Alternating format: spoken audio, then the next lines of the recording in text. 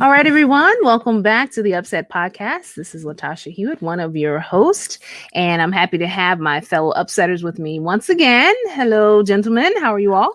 We're here. We're Good great. day, madam. Good day. Awesome. Awesome. So, we all know that this is March. And aside from all the wonderful things that happen in March, one of the greatest among them is the fact that it's Women's History Month. That's right. Yes, let That's us right. give a round of applause. Everybody better be clapping. That's right. Hard time here. And one of the things, as a group, we wanted to take this opportunity to celebrate the contribution of women to us personally, but as well as to the world. And for those who don't really know the history of Women's History Month, I didn't even realize it was as new as it is in terms of this country's history. I was born in the late 70s, and realizing that, and so I knew about it pretty much most of my life.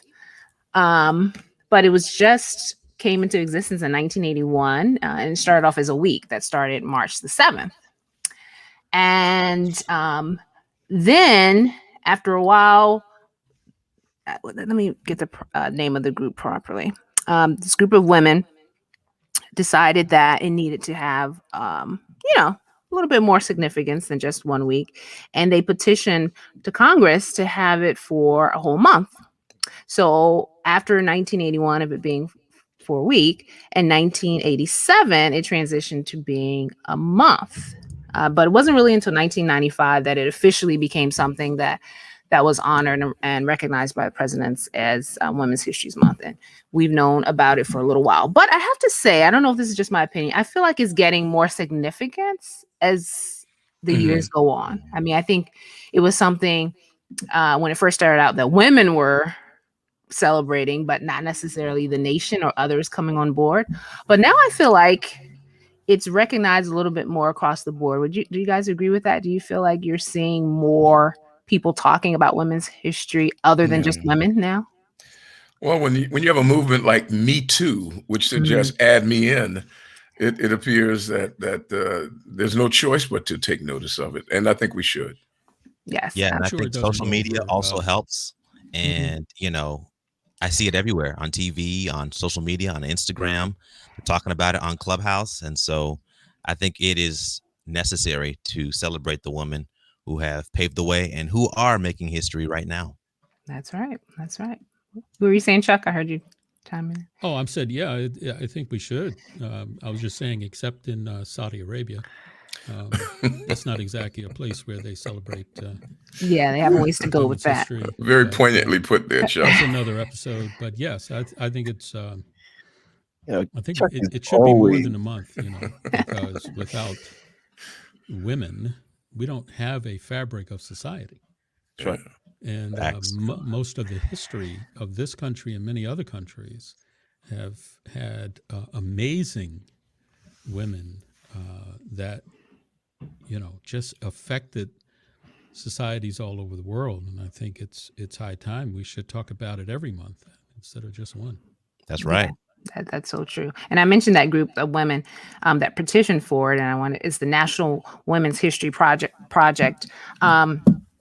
But one of the things about all of these history months, we just finished Black History Month, now Women's History Month. The goal is not just to only celebrate it during that month. I mean, of course, the goal is to bring awareness so that it's something that we gradually weave into what we do on a regular basis. But something about the month gives us the opportunity to put it out there. Because, listen, I'm seeing all the women speakers for the month of March, and it's like, oh, it's great to have your women highlighted. Now, what about the rest of the year? Will we still see these women as part of your worship services? Yeah, I have made note of that. Yeah. I mean, it seems like, we're gonna burn them out this month, yeah. and then we're gonna forget about them, right? Is that what we do?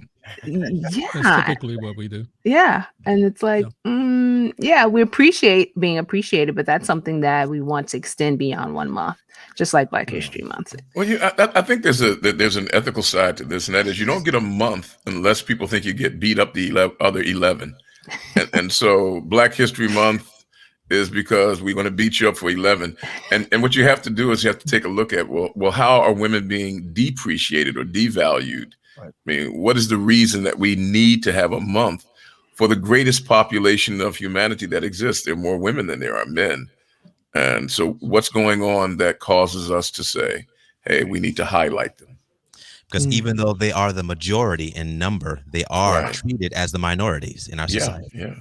Absolutely, absolutely. And you know, we wanted to take this opportunity to kind of celebrate women, bring some acknowledgement to their contributions, and kind of talk about some of the women that have impacted us throughout our lives.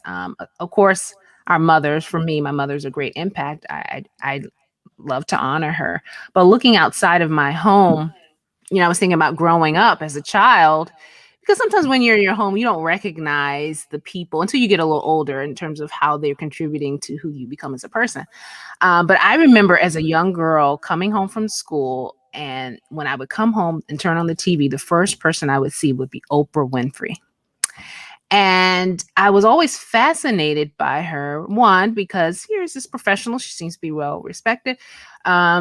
And she always covered topics that I never really heard about. And I remember watching these episodes where she would call people and surprise them and they would cry, and I'm like, wow, she has such an impact on these people. Like I was amazed, like as a 6 and 7-year-old, to see this woman who had such a great impact. And for me, that opened my eyes to what one person, I mean, of course people idolized her, and some people still do. Yeah. But for me, it showed me the impact I could possibly have on someone's life. Like there's this one lady, she calls them and they're falling out on the floor. And I'm like, wow, that's amazing. But it wasn't just about that. It was the stories they shared about the guests that she brought on that spoke to their lives, or the people, how she interacted with someone and touched them. And I was like, that's the kind of woman I want to be. I was like, and she's Black. I mean, you know, we're talking about women, but she was a Black woman. She was like me. And so for me, that helped me see how women can contribute to improving the lives of others. And, you know, I can't ignore the fact that while she's Black and other people respect her, other races actually like her. Like for me, even though I grew up kind of in a mixed environment, you still understood that everybody doesn't like Black people. You know, that was my impression. So see Oprah, where people liked her, that was like amazing to me. I was like, it's possible. Oprah is also green. I mean, you know, so True. everybody likes green though. But you're right. I mean, I'm to hear you to talk about Oprah. I mean, Oprah was everybody's. I'm not trying to take your person or joy, but Oprah was everything. She talked about everything. She unpacked everything, but she had power, and that's what we all loved about Oprah, is that she had power. But let me throw the question back at you. How did it change? How do you think it changed you, or is there any one point in that Oprah had, any episode or anything of that nature that made you say, this is it. This is what I want to do. This is what I want to be. Especially communications. I mean, No, and I thought about that. I don't think she directly had any impact on me being in communication, but who knows? You know, maybe subliminally she did. I think for me, it was her impact. It was seeing that every time she came on that stage, and of course, since then, people have had their opinions about Oprah. And, you know, I understand that we don't agree with some of the choices she's made. But as a young girl in that phase of life in the 80s, you know, Oprah was it. Oprah was the woman that young girls like me aspired to be like. But for me, it had more to do with me seeing my potential. More so than and I didn't see too many of her in that format, being that respected by such a wide range of people. Well, I mean, if you really want to follow up on her as a model, at this point, you could turn to the four of us and say, you get a car and you get a car and you get a car. That's right. I wish, I wish I was in that position to do that. I certainly would do that, especially for this group. Well, I mean, and looking around our church, for example, I mean, women, young, I mean, and Tasha, I'll come to you. Growing up in the church, how many women did you see in leadership that told you that you have the opportunity to offer your gifts at the highest level of service? And there was silence in the space I mean, in heaven for the there were space of a certain half an roles, hour. like the church clerk. Okay, church Oh. clerk got to make the announcements, the important announcements. But yeah, you weren't I able to too get on the could be a pulpit though. secretary. Wow. Yeah, you weren't able to. I And I too know can that, join the secretarial pool. Yeah. but you were never able to sit on the platform. Right. That was always that you come up and then you go back down kind of thing. And so you kind of, even though no one explicitly said it, you kind of felt like women didn't have a place up Wow. there. That's amazing. You come, you do your piece, and then you go back where you belong, kind of attitude. But I times mean, have changed. there are titles that let you know that women are accorded a second class citizenship. When you hear the title, like somebody say, yeah, it was a female doctor. And When they anyone you qualify treat. it that way, yeah, I mean, and so I think that the church at times provides legitimacy for the subjugation of women. That I mean, you read a statement where Paul says, "I suffer not a woman to teach or exercise authority over a man." The literal biblicist says, God wants me to make sure that this woman stays in her place. Right. Yeah, but if you take a text without the context, you con the text. That was well said. Sorry. So, what is the context, Rabbi? I'll let you. What is your final statement before you are a former employee of the Adventist Church here? No, but it's true. I was doing some research once for a message I was working on, and I found an article where it said in the Bible the role of women was simply to assist the man. And it was pointing out it was pointing out instances in the Bible where women, there was this great prophet, or there was this, and the woman was, her only role was to assist this person, this male, in being great. And I was contemplating that. I mean, of course there are roles in the Bible where we see that happening, but it was almost as if they were diminishing the role, the contribution of the woman, and saying you're only important if you're lifting up a man or you're assisting a man to be great. And I don't know. I mean, when we look at scripture, is that how we view women? Is that how we see women in the Bible? You know what? I'm so. He just did the Pat flex. No, you know what?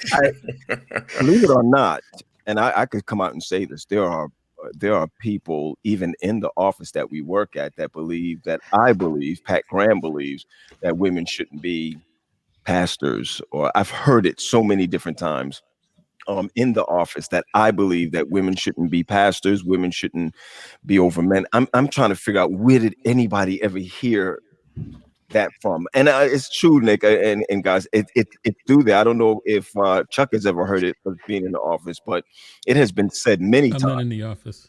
That's He's over there in the meeting center, in and that's why. But it's true. What, Latasha, have you ever heard it?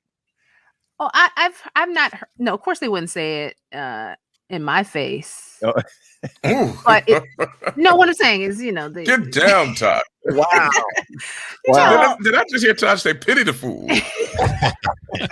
and listen, and you thought she was like, no. I mean, because they don't say it outright, but they imply it. They imply it. They imply it. But let me flip it on you here. We read the Bible wrong, and many times we read the Bible from our own perspective, and the way that we feel about that perspective, about our own perspective. And coming from a West Indian background, growing up in a West Indian church, I didn't see women elders. I've never seen them, and they couldn't go up on the pulpit. You're right. The clerks, what do you call it, platform was on the ground, and it was on the ground purposely because the clerks were women. You understand what I'm saying? So it wouldn't happen. That's how I grew up. And I think that when we got a taste of seeing the turn move, the whole, it just kind of makes you say to yourself, where is it anyhow, anywhere that women would have been second nature, or second rung? I've never seen that before. I think that women are the most powerful beings creatures that were ever made, and we couldn't be here without them. That's number one, right? I And mean, the smartest. It Keep almost it sounds up. like. Carry I mean, on. look, I gotta admit, Go it on. almost sounds like a bunch of white guys saying, "Hey, some of my best friends are Negroes." right? Here, I mean, really, No, but we gilding the lily a bit here. I But, mean, but seriously though, GP, you sat in one of the classes that I've taught, and the one thing that I say all the time is women's analytical mind is different than men, right? So, and I said it. So, some of you women are here, you're probably going to be millionaires quicker than some of us because of our aggression or whatever the case may be. Why you think differently? I grew up. This is crazy, right? With a West Indian father, my mother was the boss. And you saw that, even though you had to go around the corner to see it, all decisions were made by my mother, right? The financial decisions were made by my mother. The hard decisions were made. So let's take Bible out of it for a second. If it wasn't going to happen, my mother was the one that said, no, it's not going to happen. And if it was going to be the hard decision, she would say to us, go to your father, which she would get to my father first to tell him it ain't going to happen that way. Right? So to me, when I look at women in ministry, women in the household, women at work, even where we work, I see a certain type of power that we should be happy that power is there, instead of turning around and saying she's going to take my place or she's going to do this, that, and the other. You know, I say the same thing about Latasha. Right? No, we are. If we're going to be real about this, when I came into this work into the field, Latasha was my administrative. I can't even say it outright. Was my administrative assistant. Right? Come on, I'm talking about as far as levels of, I was a supervisor. Now she my boss. Yeah, but here's the thing. I mean, and that is we can talk nicely about it, and I want to push back on something that Pat said. But first, they say if you want to know who has power, go into a building and look on the walls and see whose pictures are up, or go into your wallet and look at the money, see whose pictures are there. And when you go into the Allegheny East Conference, the pictures on the walls are all male. All right, and if you open your wallet, the picture on the money. I mean, Harriet Tubman almost escaped and got on the money, but Donald Trump got there first. It got my face on my credit card. Yeah. So the point that I make now, Pat said something. He said we read the Bible wrong. I will ask this question that will perhaps get me in trouble. Yeah. Do we read the Bible wrong, or is it time to acknowledge that the Bible is intentionally slanted from a masculine perspective towards a masculine perspective? Ooh. Intentionally, which means that and now, ladies and gentlemen, you'll hear lightning and thunder. So does it call for us to reinterpret or to correct the bias that the natural bias that the Bible has? I mean, remember the 10 Commandments says, "Thou shalt not covet thy neighbor's house, nor thy wife." So it's not even talking to women, right? It's talking to men. And so I'm asking the question: does the Bible need to be viewed through a corrective lens? Context, just like GP said, right? Context. The whole thing is not to covet. It does, we add on the extra piece on there. Nick, we could talk. You want to get into the Bible? We could talk about. I'm just asking questions. No, I think that's good. All right. Nick is alluding to the fact that this God-breathed, Holy Spirit-filled book has some flaws, has some biases, has some prejudices, and we have a right to correct that. Is that what you're saying, Tally? That's what I'm asking. Yes, I'm asking. Well, let me answer. I want you to say it because I still have a few months left before I go before the pension board. I'll say it. It's in the interpretation. That's what the problem. It's in the translation and is in the interpretation of it. And I think that's where listen, Nick, you ever heard a love song? Yeah. You ask them who sang it. I mean, not sang it. Do you ask them whether they were gay or whether they were, we didn't ask all those questions. We just listened to the words and went along with it. Look, if there was a group and it was called Clans at Night, and then I say, who are these guys? So now, I mean, okay, so what we have to do then is ask, we have to interpret correctly where the Bible says that if a man you have daughters. If a man is caught raping your daughter, then what happens is he marries her, because that's what the Bible says. That is that a matter of interpretation, or is that a matter of perspective? And there was silence in heaven for the Listen, I want to space hear this. of a half an hour.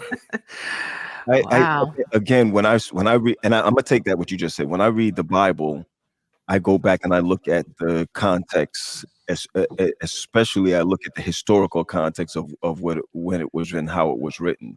So when I look at something like that, no, I don't. I think that if someone rapes my daughter, I will be doing prison ministries. It has nothing to do, has nothing to do with what the Bible, and I do get that. And there's some people who look at it literal. So a woman can't. Okay, here's the flip. In my house, my mother couldn't whistle. I mean, was it a physical anomaly that she couldn't whistle, or was there a law? I mean, The Bible says that only the men can crow. oh wow. So on one side of it, no, but you hear what I just said. On one side of it, in front of everybody, it looks like she took the back seat. Do you understand what I'm saying? But otherwise than that, she didn't take the back seat. I just, when I look at the Bible, I got to read the Bible from my perspective, and my perspective of the Bible is that God looks at all people, all men and women as equal all the way through. And our church would do better if we did the same. And I also think, I'm gonna throw this in here right away. I think that the General Conference follows the Republican push so hard that Hillary Clinton, who I'll finish it now. Look, you should at least finish the last sentence of your employment. Finish it. I think they followed suit. I just believe they followed suit in just about everything that they did as far as that's concerned. I believe that even now in the General Conference, one of the biggest reasons why they're pushing, my opinion is why they keep pushing it out is because the amount of delegates that you see that's going to be present is going to vote for women to be ordained in our church. And I think that's the biggest problem that we're having right now, is that there's one man or two men up there, the pictures on the wall, or one or two men who's going to decide what happens for everybody else across the board. When we have great churches in China with 3,000-4,000 members that's being run by a woman, and still, even during pandemic, is growing, and all of our churches being run by males are failing. Somebody tell me what's the problem? Yeah, okay. I will be working somewhere else. Let's go with it. Okay, so you're taking us somewhere, but now that makes me ask you all a question.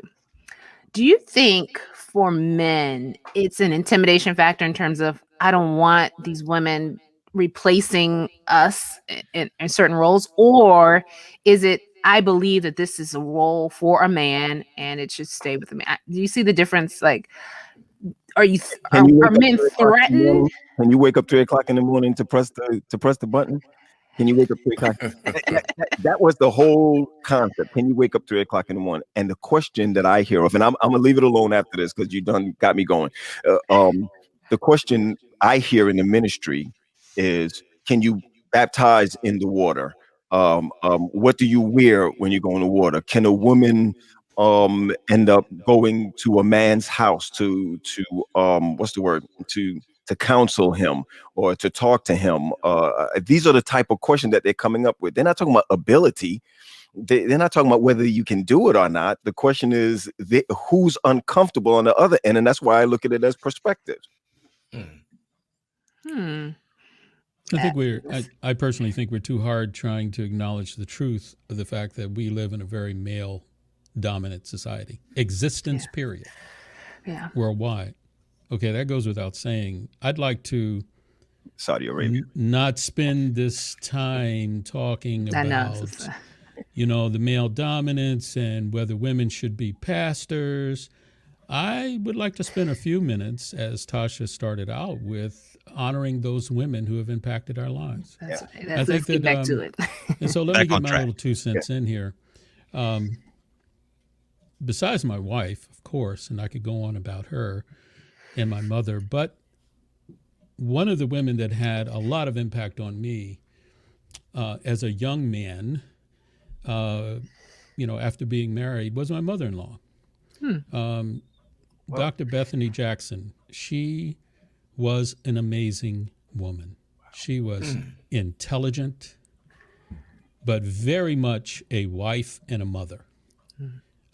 She got her PhD when she was in her 60s, and none of that changed her as a loving, caring woman. She never put her profession or her professional interests above her family. She was always there cooking meals, always there to console, always there to help any family member she could. And yet she was a brilliant woman. She taught college, she taught university, she taught at Andrews University. She worked for, the NIH. I mean, just amazing accomplishments. And yet she was the tenderest and sweetest woman you'd ever want to sit down and have a conversation with. So I raise her up, Dr. Bethany Jackson.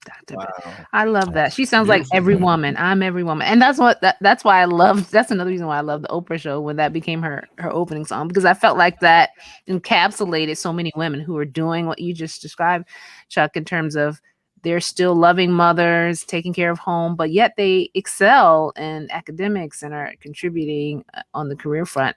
Women can do it all. I mean, not to say you all can, but women manage to be able to take care of the home front and still go out and pursue their dreams and still make impacts in great ways. So thank you. We lift her up. That's awesome, man. I have to be honest with you. That's all. Mother-in-law. Yeah. Let's have another show after mother-in-law. I know some guys who perceive mixed emotions to be when your mother-in-law drives over a cliff in your new car.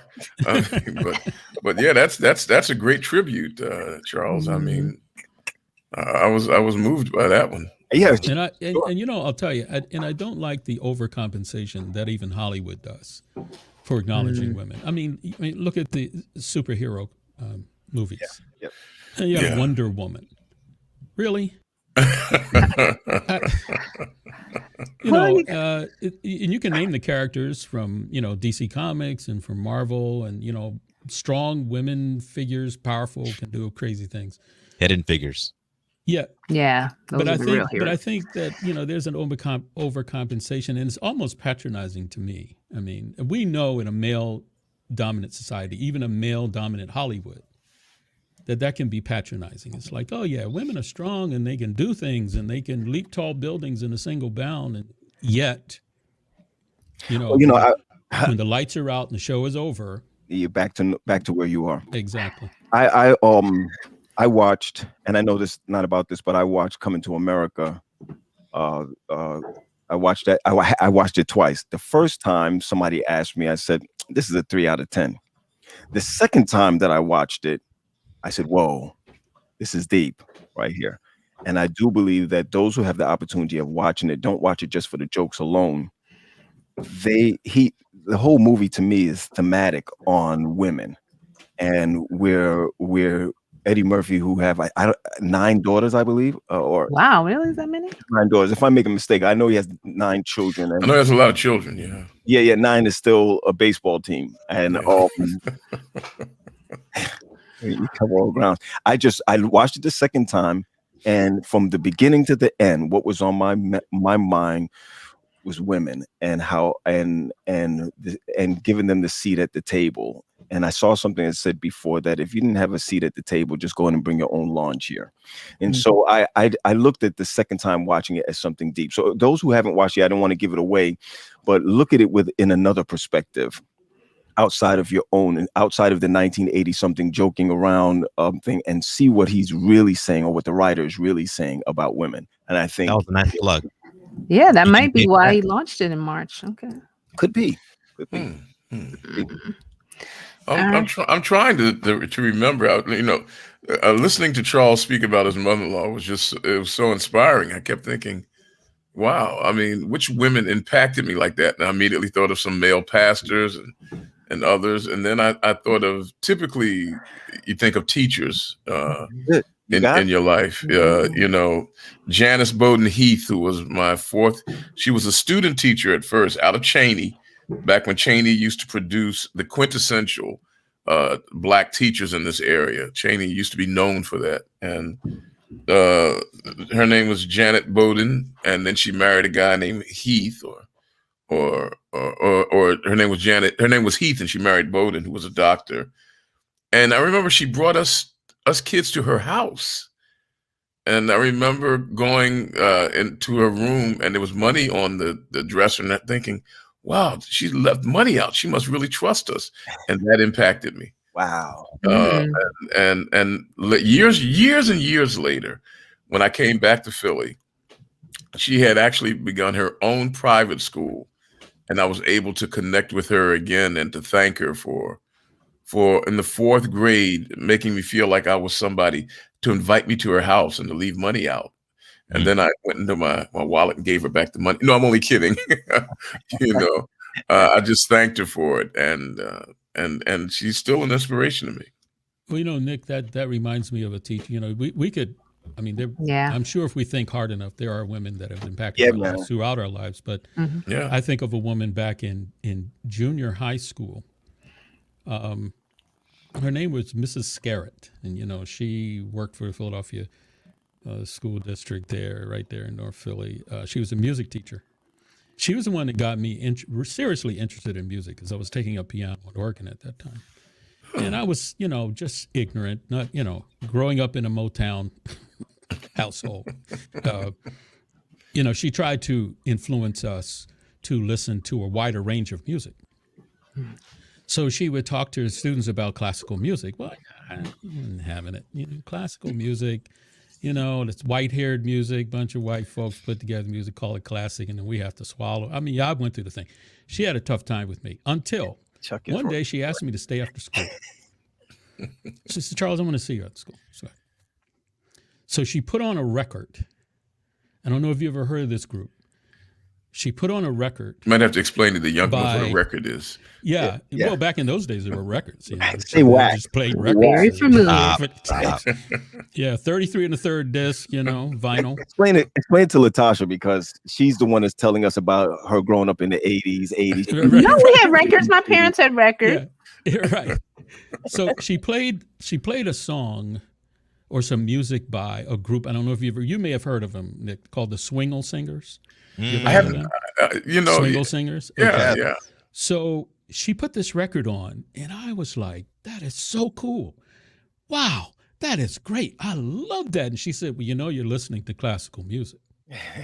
And I said, I am? She said, that's classical music. That changed my whole perspective on music. I was very narrow-minded about it. I only wanted to play and hear and learn what I wanted to learn. But what she said was, there's a little mix for everybody out there. You like jazz. Other folk like classical. Here's a group that put them together. Yeah. So, so I remember her to this day, many, many years ago. I see her face. Her name was Mrs. Scarrett. She was the kindest person. But she took time with her students, and she realized that I was not having the classical music thing. So she took the time to show me a different perspective. So I honor her. Yeah. Wow. I love it. Yeah, I would like to honor a teacher that I had in elementary school. So I went to a small private Christian school in Southwest Florida, and 1 through 4 in one classroom and 5 through 8 in the next classroom. And so this teacher, she believed in me when others were ready to write me off and to, say that I wouldn't end up succeeding beyond that grade school. And she was an advocate for me. She believed in me. And if it wasn't for her, I probably wouldn't be where I am, because, early on, I had some struggles in my academics, and I would often compensate my struggles with, my personality being silly, goofy, a class clown. But she really helped me to realize, like, listen, Justin, you are intelligent, you are capable, so take your studies seriously. And that just changed the trajectory of my educational experience. And I ended up going off to Forest Lake for high school in Oakwood. And I really attribute all my success to Mrs. Alexander, because she believed in me. GP, I got to ask you a question. You mentioned Forest Lake. Did you have a teacher named Miss Candelaria? No, I did not. I was there from 05, no, 02 to 05. Oh no, then she went out. Wow. No, the reason That why was I said that is That was because- before his time. Yeah. Yeah, you're old, Pat. I Sorry. got you. I got you. This teacher, GP, why I said that, her name is Miss Candelaria, and she just got out of college, and she was teaching. She was teaching just a bad class. You know what I mean? Just a bad class in Great New York Academy, and she took our class, and she would every 2 months or so. She was English. She would give us a book. Scarlet Letter, the Iliad, you could just name them. Macbeth. When we read through those books, I was the only one in the class that were answering questions. And she brought me over to the side and she said to me, what I want you to do is to write me 3 paragraphs of just anything. And I did. I wrote her a paragraph and she said, stop playing. You are an excellent writer. You're a writer, and I want you to continue to be a reader. I got that from her. To read everything, just read everything. Anything that you see that you like, just keep reading it. Just read it. And she was younger, so we like to go to class because she was younger. GP, Chuck, she came out of college, but we were like 17, Oh, 23. She just got out of college, so so we all love going to the. I hear you, Patrick. Okay, Yeah. thank you, Nick. Thank you, Nick. But the flip side of it is that she was hard on us. She ended up going to Tacoma Academy, teaching at Tacoma Academy, where she started to teach my son. Wow. So she Wow. taught my son up there, and I went to see her one day because of my son was acting the way. His father acted. Uh-huh. Yeah. Right, so I had to go up there, and the conversation that we had then just kind of she kind of said the same thing over to him that he said to me. Keep reading, just keep reading. She left from there and she went to Forest Lake. That's the reason why I was letting you know she went to Forest Lake. And when I go down to Florida, I try to go to Forest Lake to go and see her. And the next thing she always said, "Are you still reading? Are you still reading?" The biggest impact for me is that to be a writer or to write out sermons. And GP, you guys, I used to be a manuscript writer, a manuscript preacher. And it was because of her why that happened. And even now wanting to write again came from her. So when I thought about my teachers that had a big impact over me, it's definitely Miss Candelaria. And I think she's still at Forest Lake. I'm not sure. Guys, I think what we've done, we've kind of come full circle. We started out with Oprah.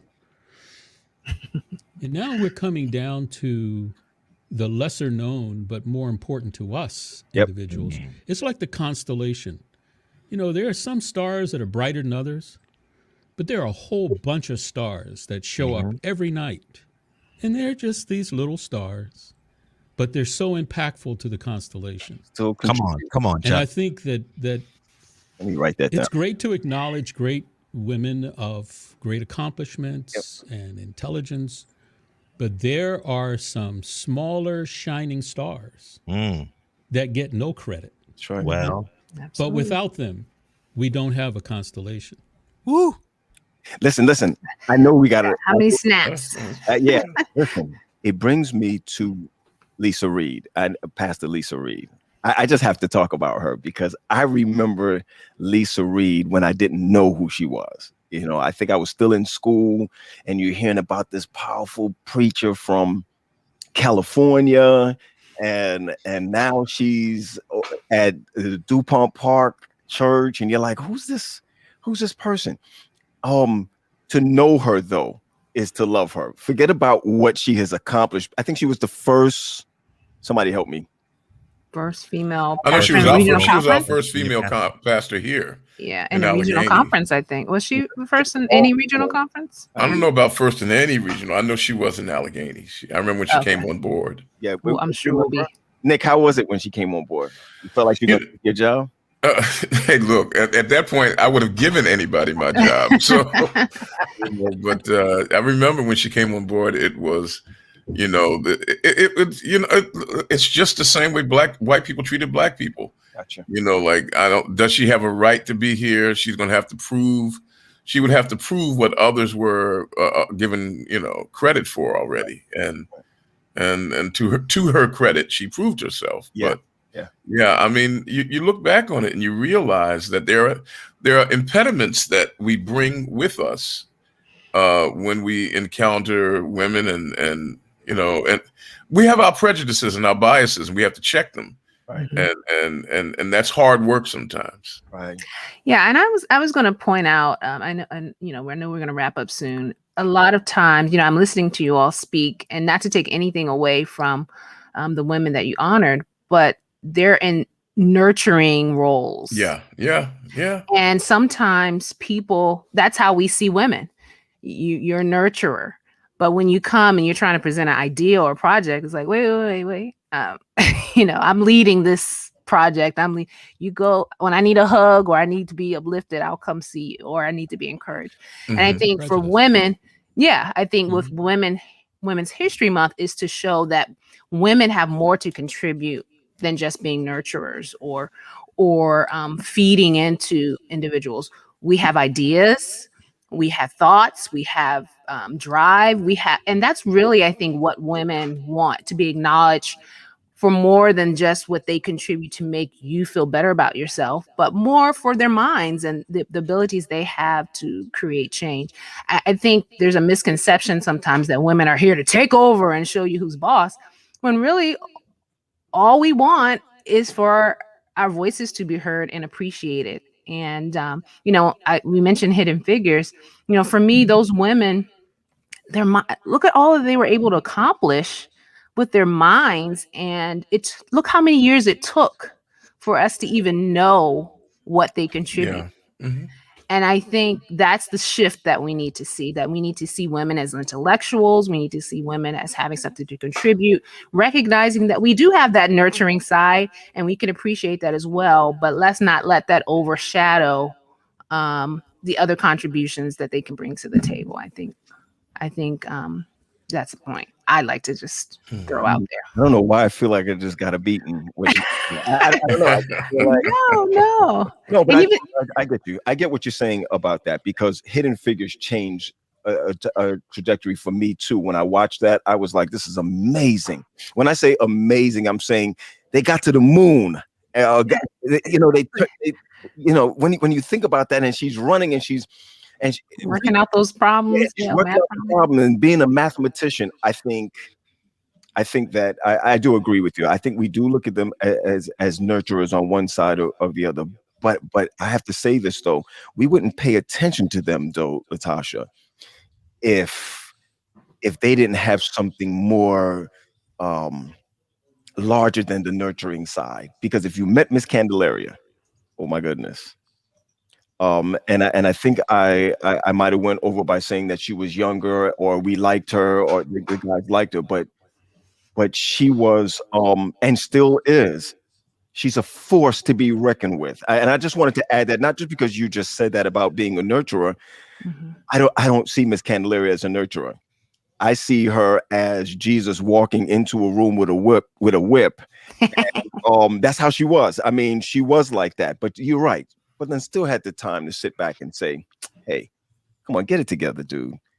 Get it together. And so I see both sides of it. But Latasha, you're on this line, and I want to say this for our listeners, that I am impressed with your work style. I'm impressed with what you have done. We call you a rose among the thorns, and we say all of those type of things.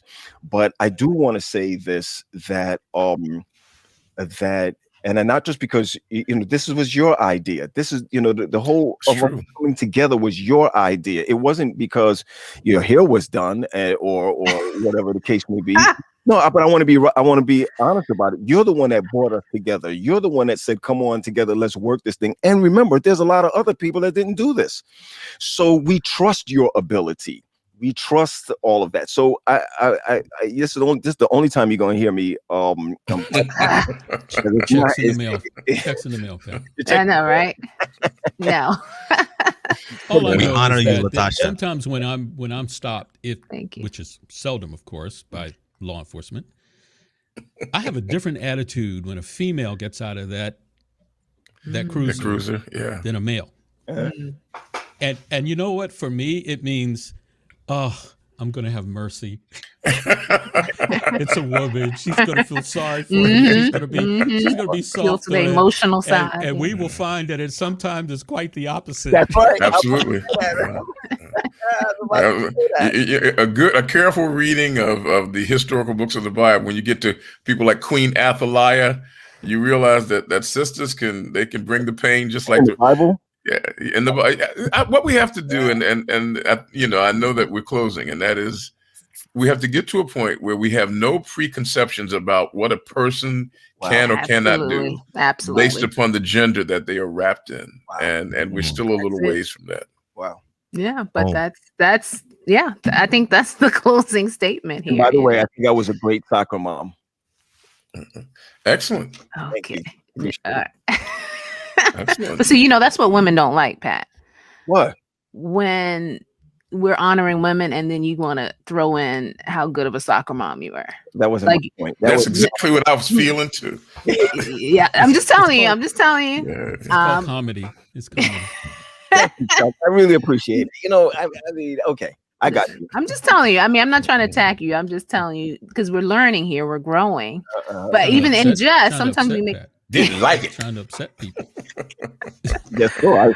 This is the Upset podcast, and I upset her just now. No, it's like, oh, women are great, but men are great too. It's that, we gotta always Just level had to the put that playing in there. I tell you. Yeah, let it Mm. be. But no. And even with this group, I'm the only female here on the Upsetters for now, but we are planning to add more female voices to this conversation. And I mean, I know, Pat, you referenced me bringing this team together, but one of the reasons I felt comfortable doing that, even us launching with 4 males, is I know the 4 of you, and I know that you have respect for women. I mean, that's important to me because, Yeah. to be fair, I don't like to work with people who don't have respect for women, because you notice other biases. Mhm. Anyway, I'm just saying. Yeah. I know I didn't You compare all are- myself to no soccer moms. That's all I know. Man, wait, listen, hey, No, Nick, so- don't even do that, and don't text me after with that foolishness either. No, I mean, I want to, and that's my way of affirming. This is about affirmation. That's my way of affirming the 4 of you. At no point has any of you made me feel, oh, you're female, so this is the corner where you belong, or you Mm. can't do this because you're female, or who you think you are trying to pull us together. I've never felt that once from any of you, and I wanted to say I appreciate that. And for me, that does a lot. Sometimes we think we need other women to affirm us as women, but you all as men do that as well. And I just wanted to take the time to appreciate each one of you for making me feel comfortable in my space as a woman and acknowledging my contributions to a team. So thank you all. More Pat than says welcome. it's only for the month of March. Wait till April. Yeah, in Wow. April will be a new Yeah, story, right? Just want to let you know, and if you don't do well, we have a soccer mom replacement. You know what? Yeah, you're not gonna live it down. It's okay. You know what? All right. But no, everyone, I appreciate you guys taking part in the dialogue and celebrating the contributions of women. And we want to pattern what we say. So we're going to have other shows throughout the year where we're Mhm. taking time to affirm women and not just deal with it in March, but incorporate it throughout. And you'll see more female representation and the Upsetters coming up soon. But so thank you for joining us in this dialogue. Of course, we always invite you to share your comments. We're going to have a show where we're just dealing with the comments from previous shows. So if you want to tell us how you felt about this discussion today, email us at upset@aecsda.com. Let's hear what your thoughts are. Let's hear about some of the women you want to highlight and celebrate. We want to hear from you, and we'll shout you out in a future show. And don't forget, guys, we're available on 4 platforms: Apple, Stitcher, Spotify, Google Podcasts. So don't forget to subscribe to us there and download some of our episodes. We want this to continue And to leave grow. a review. Leave a review, Yes, folks. leave a review. Yes, Even if absolutely. you don't like it, press the 5-star. Yeah. Yeah, it's okay. All right, guys, it's been another great conversation. We look forward to more. Thanks for joining us on this episode of the Upset Podcast. Sayonara.